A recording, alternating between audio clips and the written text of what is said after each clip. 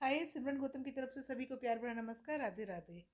गोरी का साजन, साजन की गोरी, लो जी शुरू हो गई लव स्टोरी।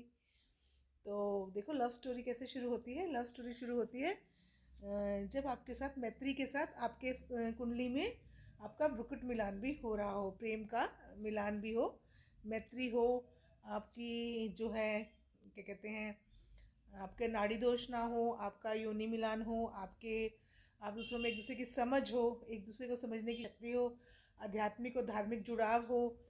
तो जब ये योग मिलते हैं तो आप एक दूसरे के प्रति आपका कनेक्शन है जो वो बहुत गहरा हो जाता है।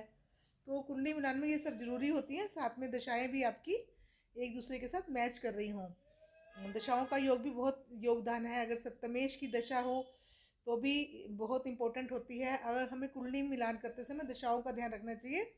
अगर विपरीत दशाएं आ गई हैं तो एक दूसरे का सुख लेने में दिक्कत आती है। अगर समान दशाएं हैं, सप्तम की दशा है, तो दोनों का एक जैसा ही जीवन में फल आते हैं और दोनों का जीवन सुखद होता है।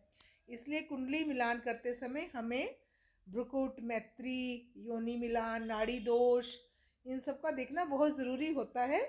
एक दूसरे के विचार देखना, एक दूसरे का भाग्य का साथ कितना होगा, ये सब देखना बहुत ज़रूरी होता है। साथ ही साथ हमें कुंडली मिलान करते समय दूसरों की एक दूसरे के मांगलिक दोष को भी देखना बहुत ज़रूरी होता है।